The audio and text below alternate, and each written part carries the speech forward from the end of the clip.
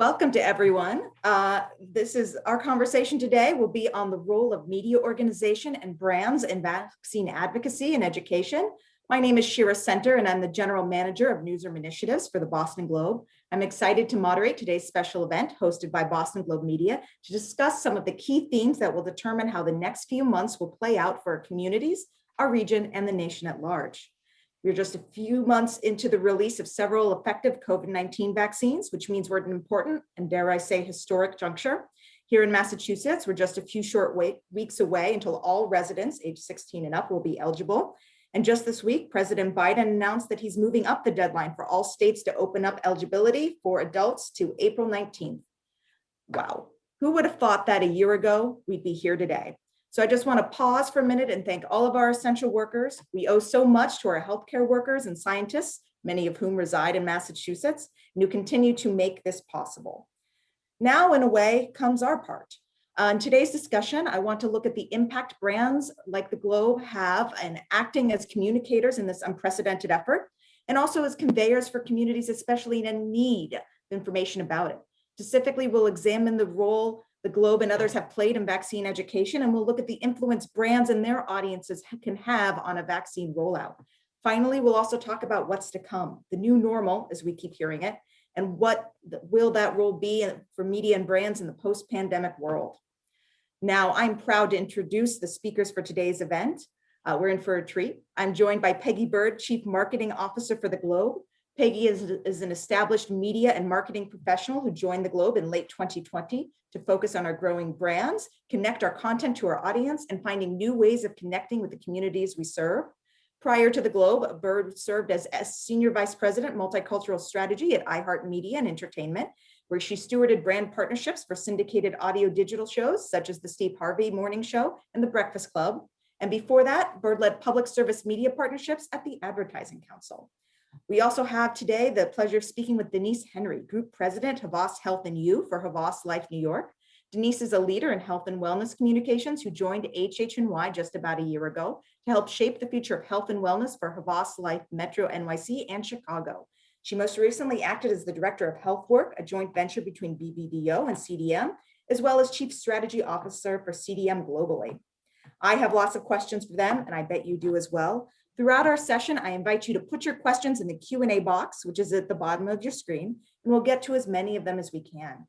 Thank you, Peggy and Denise, for joining me today.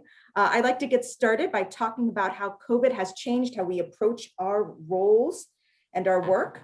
I look around right now and we as a society or as a country are more divided, really fragmented than ever, politically, economically, geographically, you name it. What we read, what we know, what we think we know, there's not much of a shared understanding. So first and foremost, I do want to acknowledge that everyone you're seeing on the Zoom screen either has had a vaccine or wants to get one.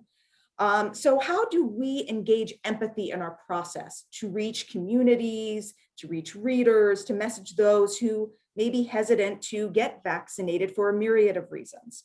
And Denise, I'd like to start with you on this. Sure, absolutely, Shara. Thanks for having me today and happy to be a part of this.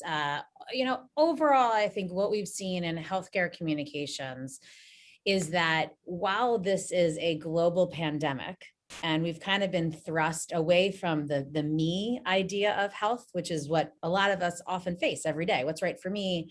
What hurdles or comorbidities do I have? We've kind of been forced into this world of what is right for the globe and what is right for the community in which we live. And what we've been finding very much so is that it's more important than ever to not only understand where people's concerns might lie when it comes to vaccinations for COVID, but also where they're originating from. So that we can truly understand why they're having those concerns and then address them in a way that doesn't just say, this is how to overcome your concern, but it's done in a way that is representative of the community that they live in. So I think we've always been, seeing in the last decade that segmentation is the way to move forward with communication. So we have to understand where each people's beliefs lie. But in this particular situation, we've seen that even within those segments, there's a lot of micro segments that need to be addressed in a very specific way. So it's been, I think, a good challenge that, to be honest, the healthcare world is very focused on creation of the vaccines, distribution of the vaccines, and ensuring that safety and efficacy, as the scientists have been able to do. But I think we have a lot more to do to really take on some of these challenges and better understand the culture and the norms so we can better address them and have people hopefully find a sense of hope and understanding when it comes to the power of vaccination. Great, thank you, Denise. And Peggy, I wanted to talk to you a little bit about the role of empathy, specifically in reaching communities that maybe journalism in the past has not served before. Correct. Well, thank you for having me. Really glad to be here.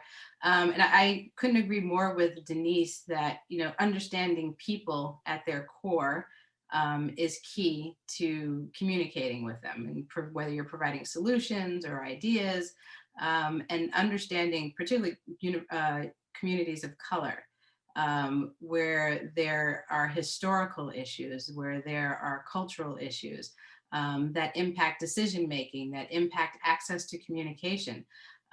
Being factual is critical. Data and facts are the foundation of everything, no matter who you're talking to. That's a human being issue. But when you start to talk about entering different cultures, and I'll stick with people of color, you have to understand the historical context, why people may not trust information and may not have had access to information. And unless you consider those things, you can really miss an opportunity to truly help people and empower people. So that's where empathy really, really begins. And I think, no matter what the topic, whether it's health, whether it's education, whether it's the political process, everything must be informed by that level of insight. I just received a report from our partners at Nielsen. They just recently released a report about the perception of recovery from COVID, from an economic standpoint, and how comfortable people will feel, shopping or spending. And it's divided into, and I think they call it recovery optimists, the cautious optimists, and the pessimists. And what's interesting is you see trends of people coming from different ethnicities in those groups. And someone would say, well, why is that? And it goes back to our hypothesis that you have to completely understand someone's culture as their paradigm, where they're coming from and how they make decisions. It makes perfect sense. So. Thank you, Peggy. This question came in from one of our attendees, and I thought it would be important to just talk about off the bat. Peggy, does advocating for vaccine interfere with journalists' obligation to be neutral in coverage? Well, I mean, the beauty of journalism and the beauty of, I'm biased, the Boston Globe, is that, integrity is everything. So our job and our mission is to report facts and be data driven and to report information so that people can be fully empowered to make decisions. That's what we advocate for, is that people are fully empowered by having the right information. But that said, as Denise implied, this decision to get vaccinated is a very, very personal one, whether you're a journalist or a doctor. And I've shared with both of you, I've had conversations with, very, very well-heeled, educated physicians who are skeptical or still unsure whether or not they want to actually receive the vaccination. So I think that if you're a journalist, to answer your question, your job is your opportunity, I should say, is to advocate for facts and the truth. At the Globe, since the beginning of the pandemic, we have published, and we actually have a section, I know this sounds like I'm plugging, but just to show you how committed we are to making sure that every day people have the most up-to-date information on whether it's, the death rates, the hospitalization rates, where you can get a vaccine, how to go about getting an appointment. Those types of things really reduce fear, if you will, and indecision, and help people make the right choice.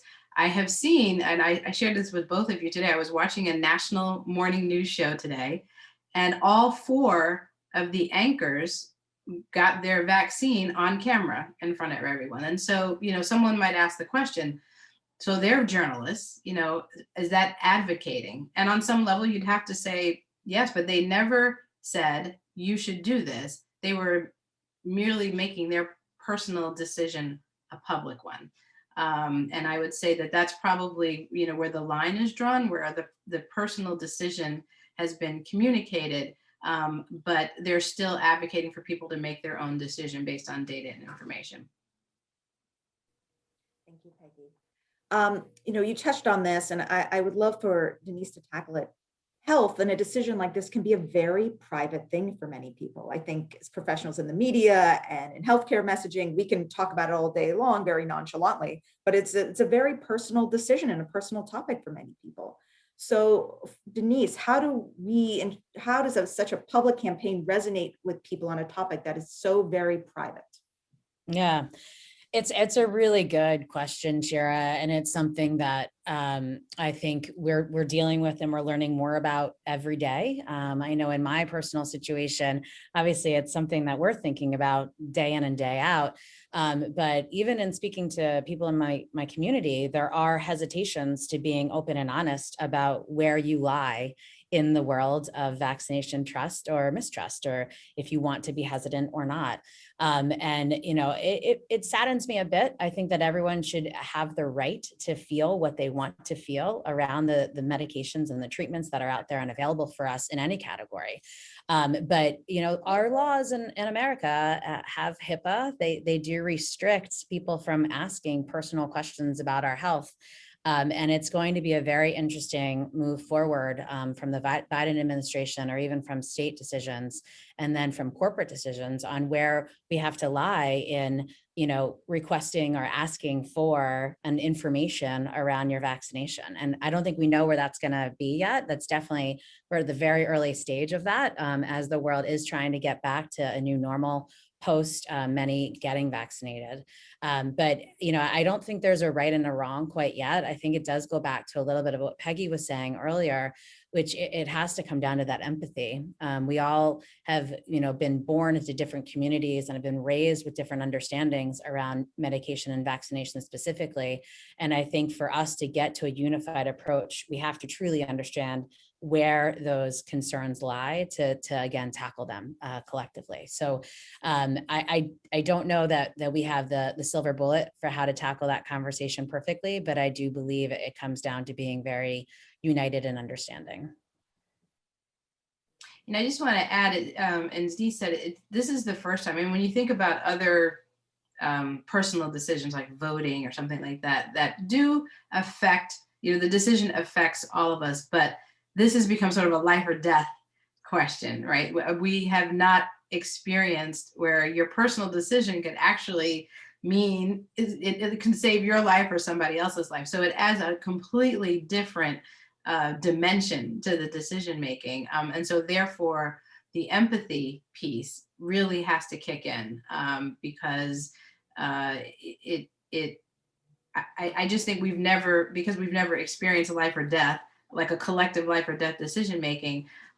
It's actually, the upside is that we actually are forced to be empathetic. I mean, I know personally, once I made the decision to get the vaccine, I remember I had the thought, well, why doesn't everybody want to get the vaccine? Because then we can all be safe. I mean, I was going through that whole process, but prior to that, the other things that I know culturally, I mean, there was an experiment done in the 30s that targeted Black men specifically with syphilis and vaccines. It was a disaster. It was ethically and legally corrupt. And so, you hear about that through your ancestors and your grandparents, and you hear about the health disparities that still exist for people of color, women of color, whether it's maternity or so. It's you actually sort of travel on this journey.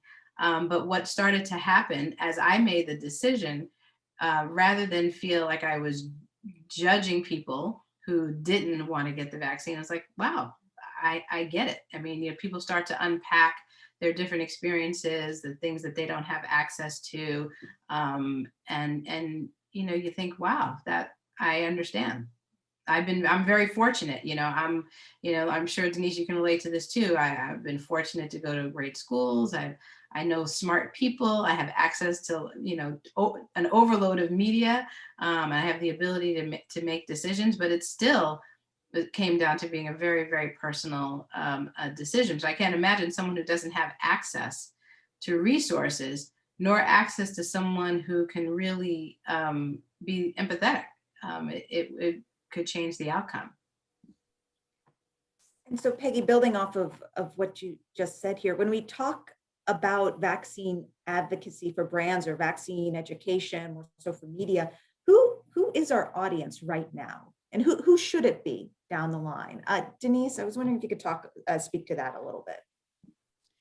I mean, it's a good question, and even just carrying on some of Peggy's earlier points, I think we have to figure out how we can communicate the science in the best way possible to each of the targets that might be hesitant. I think those of us that are standing up and walking in and getting that vaccination proudly have gotten a level of education that have made us comfortable in doing that.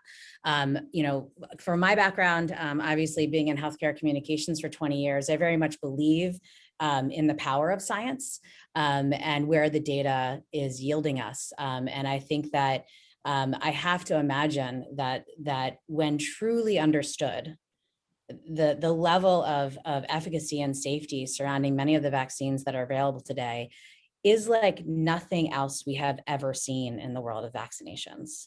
The efficacy around many of the vaccinations that we get for our children, for ourselves on an annual basis, is not really at the level of what we're seeing in the 90s of these vaccinations. So the efficacy is extremely, it's truly almost like a miracle, to be perfectly honest. No one anticipated this level coming out, but through the mRNA technology, it's really been able to help us get to a new echelon of efficacy. And I think figuring out the right way of communicating the power of that data to each audience in a way that is appropriate for their disbeliefs or their concerns is the best way forward. And then on the safety front, I think there's a lot of concern from some that are hesitant about if the vaccines overall were tested in such a short period of time, which is a very appropriate reaction, knowing that it typically takes, 4, 8, 10 years to get this level of cure, or not cure, excuse me, this level of treatment really out to the community. But I think what people can feel confident in is, again, the science. And that science says that the steps that we always take in healthcare in getting treatments approved were followed very, very similarly. It's really just that you can say the red tape of the FDA and the process that we typically have to wait to get responses back, all of that was removed. So the kind of the bureaucracy around approvals was taken away, but the kind of steps we have to take to ensure safety was not.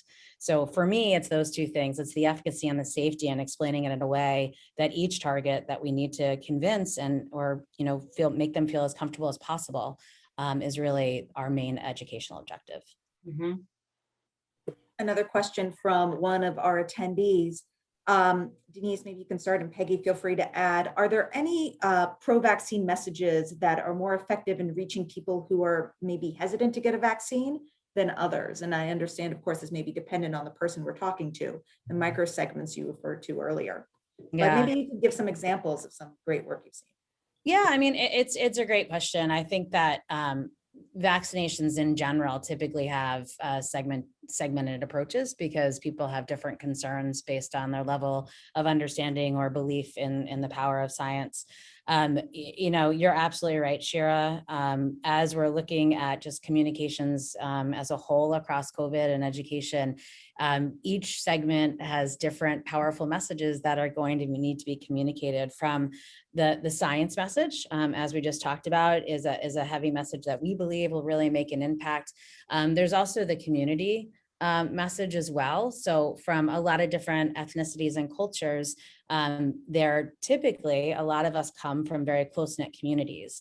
And when we can elevate communications outside of just the me to the we of our community and the power that that can have for people in your neighborhood, that has also been a very motivating factor that we're really, happy to continue to try to fuel.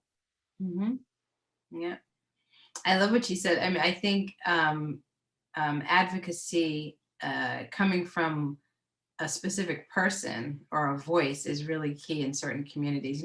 I love this term influencer. I'm a marketer, so I buy into all of that. But the concept has been around forever, right? So you think about people in different communities who have influence over those audiences. So you look at, people in churches, pastors. I've seen probably in the last month, maybe 5 or 10 interviews by pastors in different communities around the world, talking about how they are, talking to their, congregations about, the vaccine and educating them about. So, that's a very powerful voice inside of certain communities. If you look at certain organizations that are community based, and look at the voice, the person who's actually delivering the information is equally important to the message. So we're in media, right? So then you're talking about how do you scale that?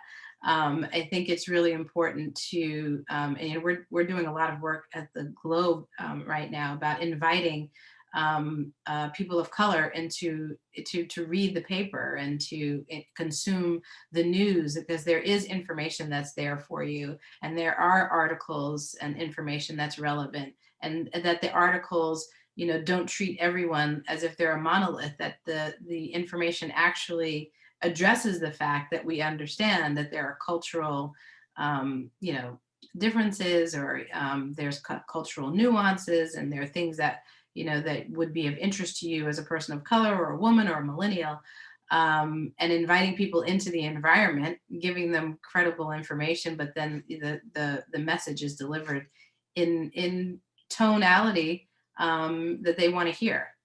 So and it's really important to, when you think about how people receive information, right? So you can, we're all very data driven, so we can say, oh, I'm just making it up, 50% of women who have children want more information about the vaccine. Well, that's sort of one layer, right? But then you have a woman, a single mother who might be raising her children on her own, or you have a woman of color who was raised very differently. So we love data, but we can't be monolithic about it, right? We have to start, as Denise said, really understanding how people receive information and how they respond to it. So Yeah.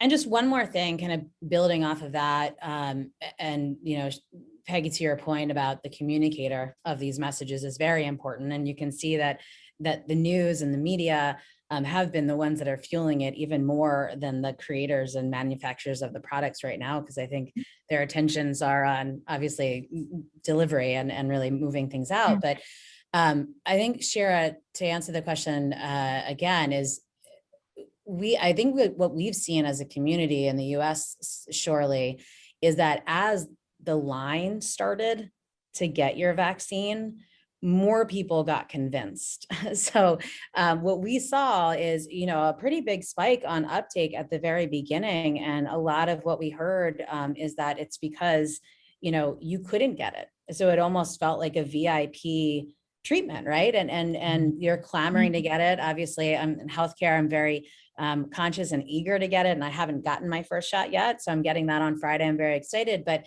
I think the notion that everyone wanted to was kind of one of the most powerful things that could happen to help people get overcome, because you see people lining up and you want to be a part of it. Good old American competitive consumerism, right? What I think makes this effort so different, of course, is its impact, right? And its influence to change the world potentially. It is a very purposeful campaign.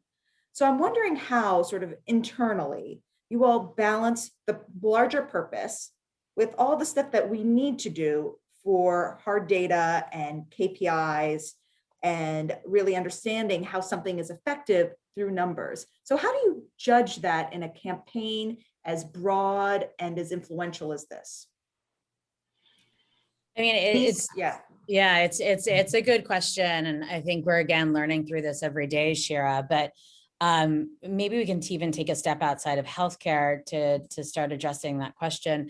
You know, what we've seen, and I think there's a lot of good that has come from uniting our communities, from being empathetic, from really finding brand purpose in a different way. And I personally think that word is overused, and I think we're kind of propelling it even more, but there is a very kind of truism behind it, which is the COVID vaccine has made people break down to the very basics of what their brand and their company stands for.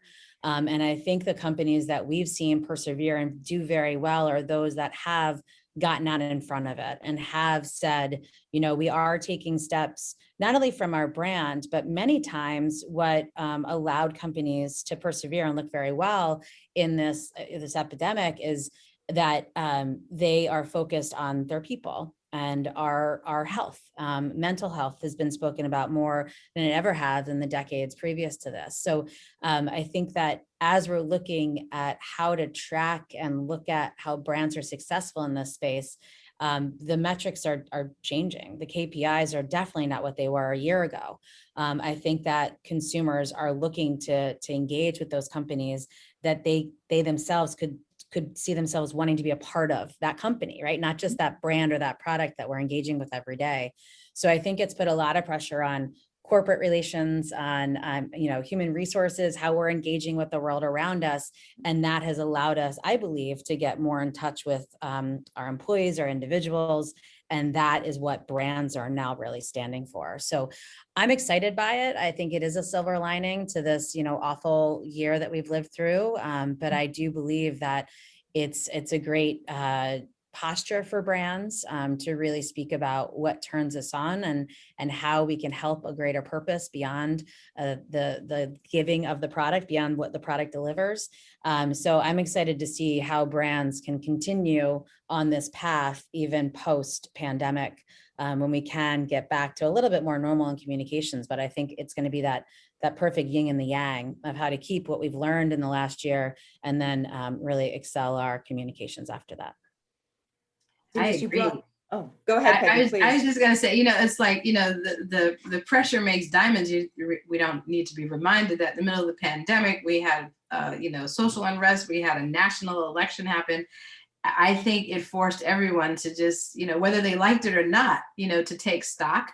Sometimes things like that, change requires that level of pressure. And I also want to say, and throughout that, and we're still on it, throughout the journey, letting the data sort of be the guide is really important. But I think we've also learned the importance of pivoting, right? So even while you're relying on data and information and stuff like that, this has been a crash course in, knowing how to pivot and adjust, and life is iterative.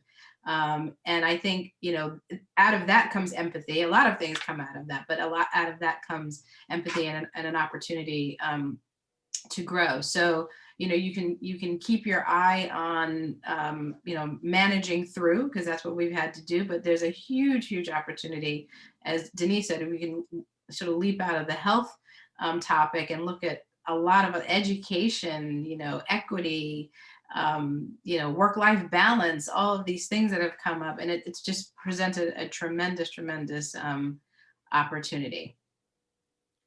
Peggy, I think the word pivot was the defining word for media in 2020. Yeah.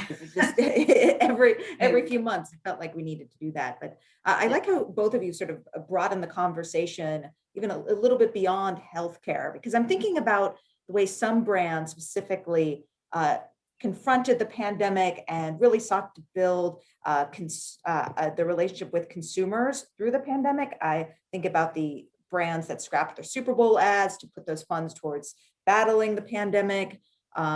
Thinking about actually a terrific Google ad I saw with keyword searches based on the vaccine.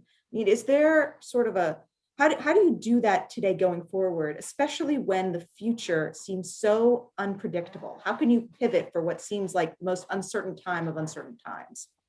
Well, I think that, um, you know, advertising strategy is iterative, and you adjust as you go. I mean, I think it was very appropriate for that shift in the funds that a lot of companies made. I thought it was smart and great. Um, and I think even when we go back to what's called full normal, I think again, there's been a wake up call that empathy woven into your messaging, no matter what, even when everybody's back to normal, is a wonderful way to communicate with your consumers. And that there is a direct relationship between consumer loyalty and brand reputation and how you behave, whether things are good or bad, right? I mean, there's a lot of data that supports loyalty and equity based on what a brand does and how they behave. And so I think now, this idea that, oh, well, we'll parcel out a little bit of our budget to things that are, well-meaning, well-doing, and now look at it as something that we have to actually integrate into our everyday messaging. So I think for brands, it's a wonderful opportunity. And from a media perspective, from a journalistic perspective, I mean, that's what we do. Our commitment is to always championing truth, and wellness, even if it's uncomfortable. But here's a great environment, whether you're a brand or a consumer, to come get great empowering information. And so when you marry the two, it's a pretty powerful mix in terms of connecting with consumers and building intimacy with consumers. And I'll go on a branch and say this, that all consumers to some degree are price sensitive, right? Regardless of their household income. But I actually think that this idea of, having a deep connection with a brand over time can start to compete with that decision. It's like, I'll pay more for somebody for a brand that I think is behaving right and is committed to really, providing great services and products to me, and knows how to behave when things are bad or good. I think that that's going to become a much bigger factor in the mix when people decide who they're going to continue to purchase and start purchasing. Thank you, Peggy. Denise, how are you working with brands and organizations to plan for the most unpredictable new normal that we have seen in a generation or more? Yeah, I mean, maybe if I can just also add on to Peggy's answer to the last question too. I think it's a little bit of a slippery slope, and this is from my personal opinion as a consumer. But I think we have to be very sensitive to watching brands that don't just say it. I personally think, fine, don't do your Super Bowl ad, donate to it. Like, that's one big box that you can check. But I'm interested to see what these companies do post-pandemic, and how are they getting behind science, and how are they continuing to support this cause. I think that the pharmaceutical industry has inappropriately been clouded in a lot of negativity because of pricing, and there's obviously a lot of education that can go into that, and that's not what we're talking about today. But I do think that as companies are standing up on the side of science, I hope that commitment continues. I want to be able to watch those brands that don't just say that we're committed or donate a bit, but that change their perspective around, not only how they're running their organizations, but also how they're supporting the community and the scientific community, which we've learned is more essential than I'd say anything out there today. So I'm all about, watching companies that do say the right things, but also act in the right ways, not only today and tomorrow.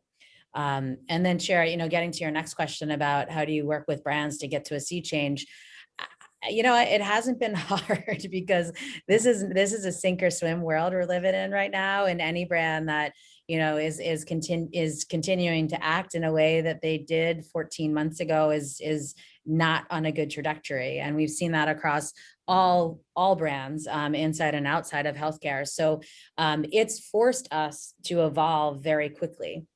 I think that with that force, it's been awesome to work with brands on the advertising side to help guide and learn along with them and really uncover new channels, because there's new ones being born seemingly every day that we can tap into. And it's fueled a new energy across the healthcare community that is typically a little bit lagging in their desire to use new channels because of restrictions around what we can communicate. But it's been great, to be honest, Shara, to help guide, to learn together, and really challenge the way we can engage with our customers in not just the typical manner, but in a way that really encourages experience. And I think that that experience and engagement is something that we're seeing be fueled through a lot of our communications. Primarily something that we're doing at Havas Health and You is we're focusing very much on content generation, because you can imagine that kind of gone are the days where you create something and put it in a box and then push it out there. It's all about how you can be nimble to those different micro segments that we spoke about before. And I think we have to create our content in a new way, which seems a little bit more like media, like we're kind of getting into that space where it's how do we create the building blocks and then shepherd out those building blocks in the right way. So we're very much focused on customer experience, which led us into this content world, which I think has been an awesome learning trajectory, but also a great way for brands to evolve into the new normal. Thank you. I want to remind everyone that you can leave questions for our panelists in the Q&A box at the bottom of your screen. Speaking of which, Peggy, we had a follow-up from the audience on one of our points earlier. The question is, how can the media remain truly objective when the stakes are so high? It's fine to say we can't take sides, but as long as you're truthful, what is wrong with explaining the benefits of the vaccine? Well, I actually think balanced reporting should talk about the benefits of the vaccine. So you're sort of reporting both sides, or I mean, you're reporting everything. So if you're reporting everything about the benefit about the vaccine, you would absolutely have to talk about the benefits. It does feel, I mean, we're in this is like a bubble situation, right? We haven't experienced this before. So it's actually a great question. It's like, you can ask a very seasoned journalist how they're doing, like in the midst of this. And I'm sure a lot of them would say, this has probably been a very, very challenging, situation, even from a reporter's perspective. But I do think that by telling, you have to tell both sides. So, it's fine to talk about the benefits. But I also think that I understand if a reporter talks about their personal experience, right? It's like what I witnessed today on this national television show. I thought, wow, that's how they are expressing their personal decisions. They never said, you too should do this. You must do this. If you don't do this, this is going to happen. It was their personal, position, if you will.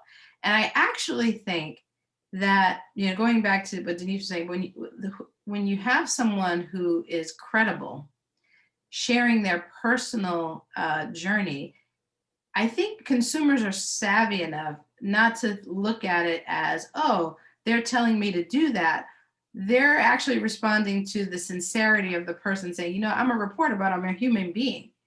I'm a reporter, but I'm a person, so I'm not a robot where all I do is report, and I have no emotions and no feelings. And, and especially under a situation like this that involves health and potentially life or death.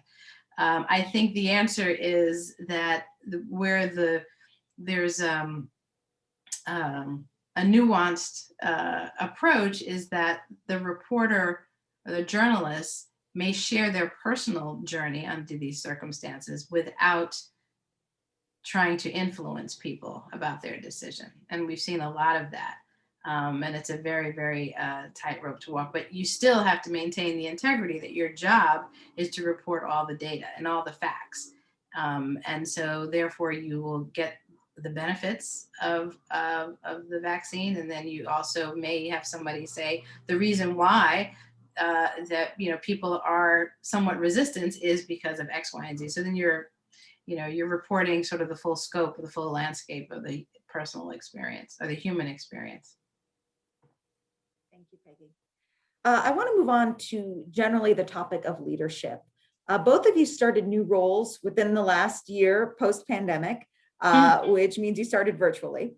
I was wondering, in particular for your industries, could you talk about that experience, sort of joining mid-crisis, midstream, all virtually? What was that like, and how do you think it shaped your perspective on this particular work? Denise?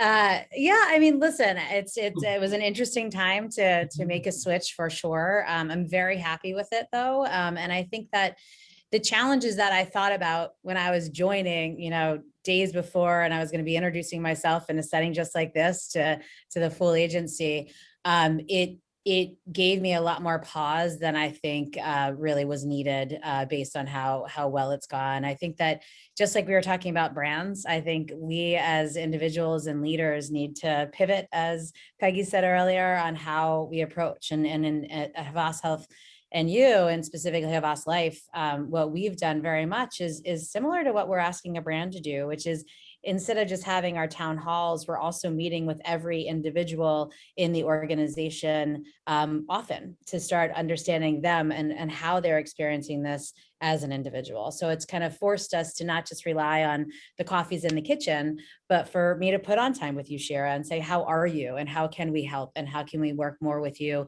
to make sure you're feeling connected and supported during this time? So I've actually appreciated the force for us to show our empathy in a more individual way than I think we maybe have in the past. I also think it's forced us to find ways to be more nimble to individual needs. So we've asked people to block hours throughout the day to really reserve some time for their personal needs, because our days seem to be starting earlier and going later. And we know that that's, not great for individuals. And we want to put the individual before the company, certainly during this pandemic. So we're really focused on what are the right things and actions we can take to make sure people feel protected and safe, and that their mental health is a focus for all of us. So I think that while it's been an interesting challenge to start in a new company during this time, I am grateful for the opportunities for us to really be able to show that empathy that we think about all the time, but might not also always have that platform outside of this pandemic to show. It makes us so much more purposeful and intentional about checking in with teams, right? As it does, absolutely does. Compared to just swinging by their desks. Peggy, how about you? Same thing. I mean, it's it's been amazing. As a matter of fact, I thought to myself, it's going to be so interesting when we get back into the office, because I literally have not met my team I haven't met you, Shira, face to face, but I feel I feel like I know everyone, and it's challenged me as a leader, to your point, Denise, about how you communicate, how often you communicate, and how to keep things interesting, and how to keep your team motivated. And you think about it, there are a lot of people who don't like to talk on camera in general, or talk in this forum. So now that you have to do it as an everyday thing, it's really, I think, challenge people to think about how they connect. So, for example, I have a team meeting every Thursday, and we're going through our normal sort of reporting, who's doing what needs help, that kind of thing. And maybe around after the fourth week, I was like, wow, this could be, I shouldn't use the word monotonous, but we're going to miss the boat on some things, right? We're going to miss like something, the creative process or whatever. So I was like, how do you solve for that under these circumstances? So now what we do every week, we have, we invite guest speakers in to talk about different things. And it could be everything from like technology to, customer service. We're going to get into some, self-help speakers. So, and this is not a special event. This is something that we basically, without exception, do every single week. So it's forced me as a leader to think about that and how to tune in to people. I have one-on-ones with my team. So we meet as a group, but then we also meet one-on-one.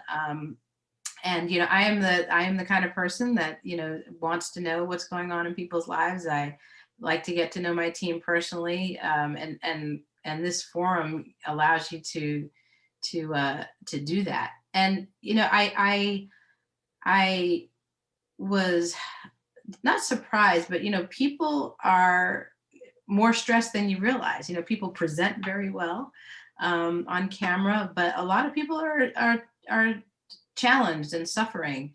Whether they're at home, or everybody's at home. I mean, even sort of the little, sort of, I call the micro stuff, where you don't have a large enough home and you've got 5 people trying to use the internet, and it crashes and all that, and people want to put on a good front because I've got a new boss, and all of those things. And so just trying to create a culture of empathy. There it is again, right? So the empathy starts at home. So it's been good that way. And hopefully it'll carry over when we get back into the office. So here's the big question. Our jobs have changed so much. Your jobs have changed so much over the last year since starting them. What do you think our jobs and our functions will look like 1 year from now, both in terms of advocating for brands and advocating for media? Peggy, what do you think 1 year from now? Oh my goodness, I'm excited. I'm super excited because, and I'm sure Denise, you feel this way. We're both fortunate enough to work for, 5-star companies, right? Who already, but prior to the pandemic, had fantastic reputations for doing what we do so well. And in the case of the Globe, it's now, we're celebrating our 150th anniversary next year. And so all of the learnings that we've undertaken this year in terms of, continuing to build trust with our audience. We're just investing in a ton of new research with our consumers. We're growing our audiences, inviting people of color, younger people into the readership. I see all of that really manifesting because we have learned some great lessons about communicating intentionally. And developing, stories and features and articles and advertising programs under this pressure, if you will. I think these things would have happened anyway, but because we've been in this sort of like compressed environment, it's really given us a chance to think about, wow, what are we going to accelerate and do to continue to engage, and also thank our partners and thank our readers for being loyal and celebrating why people have been loyal. It goes back to that core truth, which is we deliver truth, facts, and integrity every single day. So hopefully it'll just turn up a notch. Yeah, and I think a lot of similar thoughts to Peggy. Maybe just the one thing I would add is, from a brand perspective, I do think it's going to be finding that nice balance between the higher purpose, not just during a pandemic, but how do you help brands continue to show that North Star in all of their external communications, while also using ways and messages to differentiate, because it is still, a competitive space out there in many of the markets that we're in. So I think it's going to be helping marketers and brands continue to find the power of purpose post the pandemic. Because I think oftentimes we might live through this, and then in a year from now, it might be so easy to forget. But what we've seen is that brands can really prosper from it. And I think as a communicator, we have a duty to make sure that we learn and we build on those learnings and not just leave them by the wayside. So I'm excited to see and watch the healthcare space live into what I think we've always rightfully deserved, which is to own a very purpose-driven place, because, as I say, there's nothing more emotional than your health.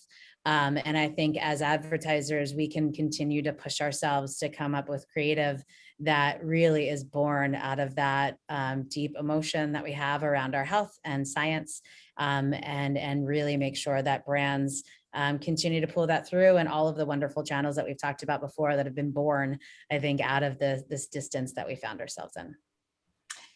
I love that. And I would add, I think a huge opportunity, in the health category, the disparities in healthcare that have been revealed, Yes. Amongst people of color is it's a huge opportunity for marketers and media companies to really, step into that space and address it and talk about it and provide solutions, and for brands to, you know, position themselves to people who have been on the fringes of healthcare, you know, whether it's Absolutely. access or, and I think that's an enormous, enormous opportunity that has come out of, Absolutely, absolutely. And I think that we've always been sensitive to it, but I think it's all about acting around it now. that's right.